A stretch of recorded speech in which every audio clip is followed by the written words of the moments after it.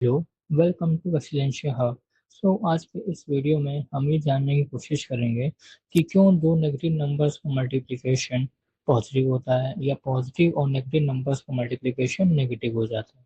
For example, school में हमें ये बात बताई गई है कि अगर हम पॉजिटिव नंबर लें जैसे कि 5, इसको हम एक नेगेटिव नंबर से मल्टीप्लाई करें, फॉर एग्जाम्पल -4, तो हमें जो आंसर देखने को मिलेगा वो -20 आएगा। या अगर हम -5 लें और -4 लें और इन दोनों को मल्टीप्लाई करें तो आंसर क्या आएगा? +20 आएगा। आज हम यही जानने की कोशिश करेंगे कि ऐसा होता क्यों है। अब इसके लिए हम एग्जाम्पल ले सकते हैं। Let that example be, suppose I have taken 5 और इस 5 को हम +3 और -3 के साथ मल्टीप्लाई करना चाहते हैं। अब बाय द बॉडमास रूल हमें पता है कि +3 और -3 मतलब जब ये ऐड होंगे तो ऑन द होल ऐड होकर 0 हो जाएगा।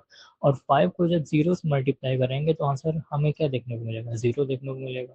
इसका मतलब साफ है कि अगर हम 5 को +3 और -3 के साथ ऐड करेंगे तो आंसर क्या आएगा? 0 आएगा। ठीक है।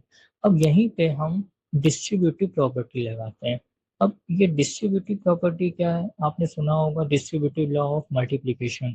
मीन्स मल्टीप्लिकेशन एडिशन के ऊपर डिस्ट्रीब्यूटिव होता है। जैसे कि इसी सेम इक्वेशन को हम ऐसे भी लिख सकते हैं, 5 + 3 प्लस ऑफ -3 लाइकवाइज लिख सकते हैं। और हमको पता है इसको सॉल्व करने का आंसर क्या है? 0। तो इसका भी आंसर क्या आएगा? 0 आएगा। अब डिस्ट्रीब्यूटिव लॉ ऑफ मल्टीप्लिकेशन ये कहता है कि 5 को 3 से मल्टीप्लाई करना है, पॉजिटिव साइन लगाना है, और 5 को -3 से मल्टीप्लाई करना है। मतलब जो मल्टीप्लिकेशन है वो एडिशन के ऊपर डिस्ट्रीब्यूट हो जाता है। तो इसी चीज़ को हम ऐसे लिख सकते हैं, 5 × 3, ये प्लस का साइन यहाँ प्लस लगाया और 5 को मल्टीप्लाई कर दिया -3 के साथ। तो आंसर क्या आना है? 0 आना है। अब एक बात समझिए, 5 को जब 3 से मल्टीप्लाई करेंगे तो आंसर कितना आएगा? 15 आएगा। तो यहाँ तो आंसर 15 आ गया। अब हमें सपोज ये नहीं पता है कि 5 को -3 से मल्टीप्लाई करेंगे तो क्या आंसर आएगा, हमें इसका आंसर नहीं पता। तो अब हम इसके लिए करेंगे क्या? हमें तो पता नहीं है।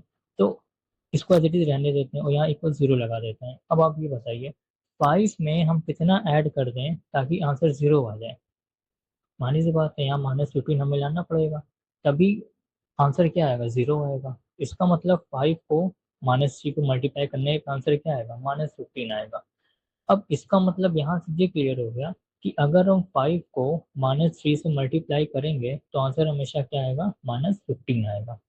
इन द सेम वे अब हम नेक्स्ट एग्जांपल लेते हैं जहाँ पे हम देखने की कोशिश करेंगे कि दो नेगेटिव नंबर का मल्टीप्लिकेशन पॉजिटिव क्यों हो जाता है।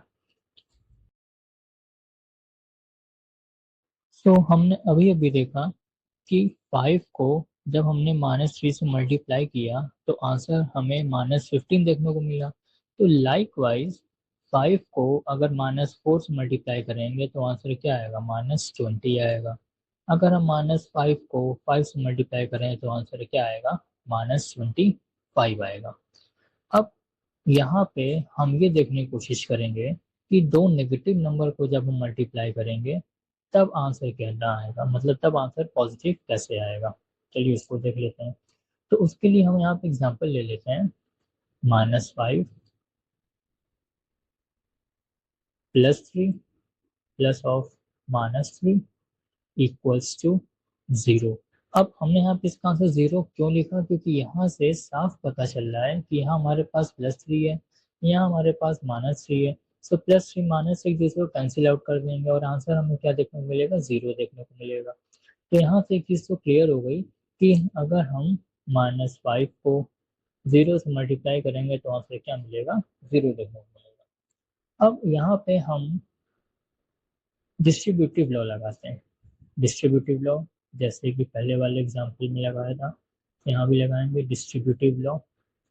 तो इस क्वेश्चन को हम फिर से रिएक्ट कर लेते हैं, -5 +3 plus of -3 should be equals to 0।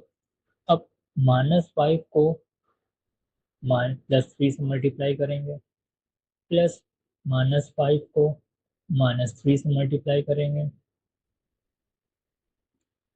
इसका आंसर क्या आएगा? 0 आएगा। अगर आप ध्यान से देखें तो -5 और +3 ये अभी अभी हमने निकाला है और इसका आंसर क्या आया है, -15 आया है। प्लस अब हमें इसका आंसर नहीं पता, लेकिन हमें पता है कि सॉल्व करने का आंसर क्या आना है, 0 आना है। सो इसके लिए हम क्या करेंगे, -15 है और यहाँ हमें 0 लाना है, इसका मतलब यहाँ पे आंसर क्या आएगा, यहाँ पे आंसर +15 आएगा।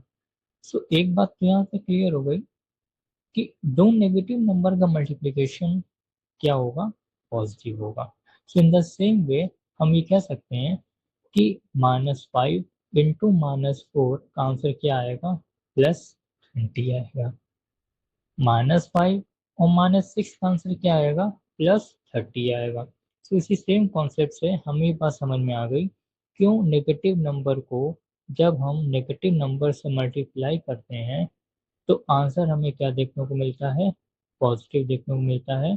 और नेगेटिव नंबर को जब पॉजिटिव नंबर से मल्टीप्लाई करते हैं तो आंसर क्या देखने को मिलता है, नेगेटिव।